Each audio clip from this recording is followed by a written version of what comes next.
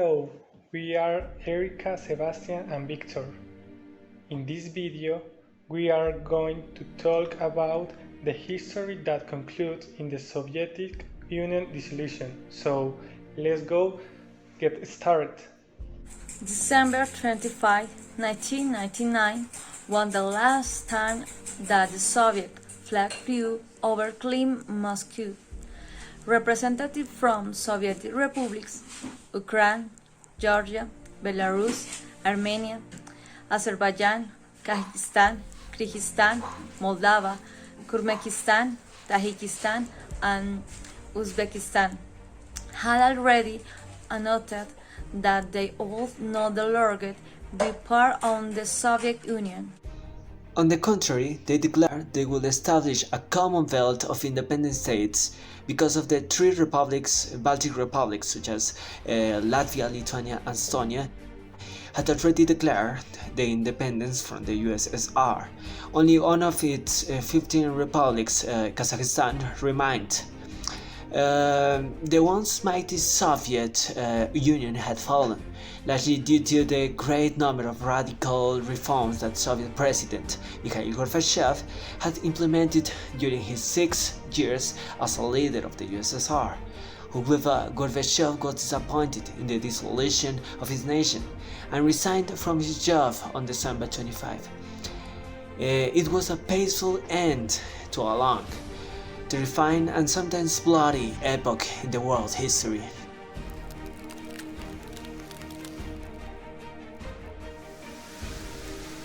The origins and evolution of the Soviet state. Mikhail Gorbachev, Glasnost and Perestroika. In March 1985, a long-time communist politician named Mikhail Gorbachev assumed the leadership of the USSR. He inherited a stagnant economy and political structure that made reform all but impossible. Gorbachev introduced two sets of policies that he hoped would help the USSR become a more productive nation. The first of these was known as Glasnost, or political openness. Glasnost eliminated traces of Stalin repression, like the banning of books and the compromised secret police, and gave new freedoms to Soviet citizens. Political prisoners were released. Newspapers could print critiques of the government. For the first time, parties other than the Communist Party could participate in elections.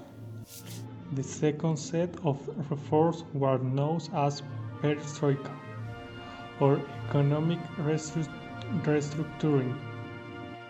The best way to revive the Soviet economy, Gorbachev thought, was to loosen the government's grip on it. He believed that private initiative would lead to innovation, so individuals and cooperatives were allowed to own business for the first time since in the 1920s. Workers were given the right to strike for better wages and conditions. Gorbachev also encouraged foreign investment in Soviet enterprise. Gorbachev believed that a better Soviet economy depended on a better relationship with the rest of the world, especially the United States. Even as a president, Ronald Reagan called the USSR the evil empire and launched a massive military build-up. Gorbachev vowed to bow out the arms race. He announced that he would withdraw Soviet troops from Afghanistan, where they had been fighting a war since 1979, and he reduced the Soviet military presence in the Warsaw Pact nation of Eastern Europe. This policy of non-intervention had important consequences for the Soviet Union, but first, it caused the Eastern European alliances to, as Gorbachev put it, crumble like a dry, saltine cracker in just a few months. The first revolution of 1989 took place in Poland, where the non-communist trade unionists in the Solidarity movement bargained with the communist government for freer elections in which they enjoyed great success. This in turn sparked peaceful relationships in revolution across Eastern Europe. The Berlin Wall fell in November the same month. The Velvet Revolution in Czechoslovakia overthrew the country's communist government. In December, however, violence reigned, and firing squad executed Romania's communist dictator Nicolae Ceausescu and his wife. On August 18, 1991, Gorbachev was placed under house arrest by concerned member of the Communist Party in government and the army. The official reason given for his imprisonment was his inability for health reasons. The late president thought that the public knew better. Leader of the coup declared a state of emergency. The day the Soviet Union collapsed, President George H.W. Bush declared victory in the concept of Cold War. But that declaration was misleading. The United States was trying to do everything in its power to stop the dissolution of the Soviet Union. The real end of the Cold War came about here at the Malta Summit in 1989, where Gorbachev and Bush met and agreed to a peace agreement that was built on U.S. conditions. The Baltic states, Lithuania, Latvia, and Estonia, were the first to the achieve autonomy. Lithuania declared independence in March 1990, triggering other such declarations across the USSR.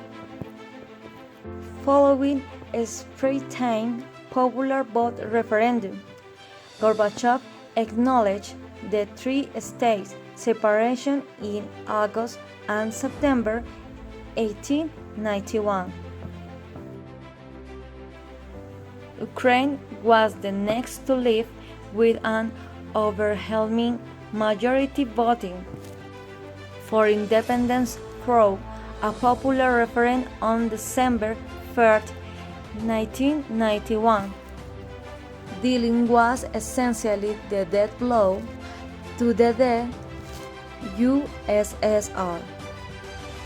Gorbachev's resignation and the dissolution of the Soviet Union came soon thereafter, granting new autonomy to Armenia, Azerbaijan, Belarus, Georgia, Kazakhstan, Kyrgyzstan, Moldova, Tajikistan, Turkmenistan, and Uzbekistan.